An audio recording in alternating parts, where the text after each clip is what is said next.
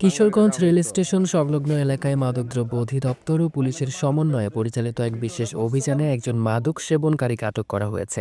আজ দুপুরে rail station চত্বর সহ আশপাশের পরিচিত মাদক স্পটগুলোতে এ অভিযান চালানো হয়। সহকারী কমিশনার নাজমুস সামারের নেতৃত্বে প্রায় ১ ঘণ্টা ধরে চলা অভিযানে মাদক বিরোধী কার্যক্রম জোরদার করা হয়।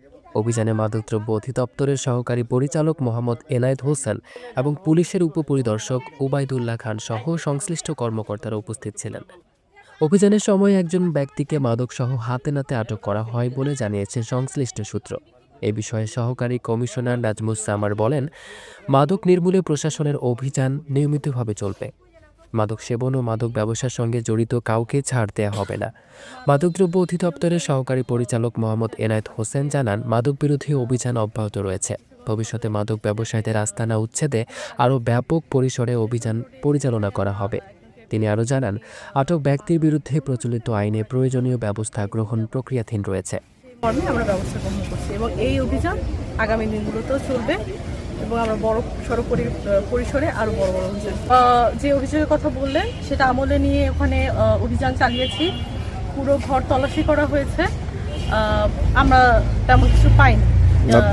এর পরবর্তীতে আবার অভিযান চালাবো, যদি কিছু পাওয়া যায় সঙ্গে সঙ্গে যেটা হলো কি আমাদের মেইন কনসার্ন মাদক নিরাময় করা বা মাদকের অভিযান চালানো। আমরা আগে সেটা কনফার্ম করি যে আসলেই ওনারা ওখানে থেকেই হলো গিয়ে মাদক বিক্রয় করছেন বা আদান প্রদান করছেন। এটা কনফার্ম না হওয়া পর্যন্ত কোনো ব্যবস্থা। এই ধরনের অভিযান কি অব্যাহত থাকবে? হ্যাঁ, সামনের দিনগুলোতে ইনশাআল্লাহ অব্যাহত থাকবে। অসংখ্য ধন্যবাদ আপনাকে আমাদের সময় দেওয়ার জন্য। এনায়েত হোসেন, সহকারী পরিচালক, মাদকদ্রব্য নিয়ন্ত্রণ অধিদপ্তর, জেলা কার্যালয় কিশোরগঞ্জ।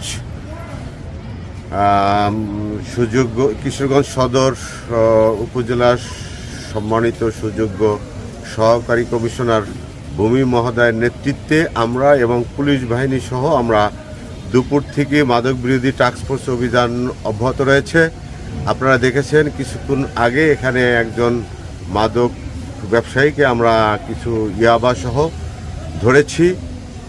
এরপরে তার দেয়া এবং এখানে স্থানীয় লোকজনের আপত্তিক্রমে পাশের যে রেল বস্তি আছে সে বস্তিতে আমরা অভিযান করেছি। সেখানে অভিযান করে আমরা কোনো প্রকার মাদকদ্রব্য না পেয়ে আমরা কাউকে ওখানে গ্রেপ্তার করতে পারিনি। আপনারা সকলেই জানেন, মাদকদ্রব্য নিয়ন্ত্রণ আইনে মাদকদ্রব্য পাওয়া গেলে পজেশন মামলা, এটা পজেশনে যার পজেশনে মাদক পাওয়া যাবে তাকে অভিযুক্ত করে আমরা মাদকদ্রব্য নিয়ন্ত্রণ আইনে তার বিরুদ্ধে আমরা মামলা দায়ের করি বা আইনের আওতায় নিয়ে আসি।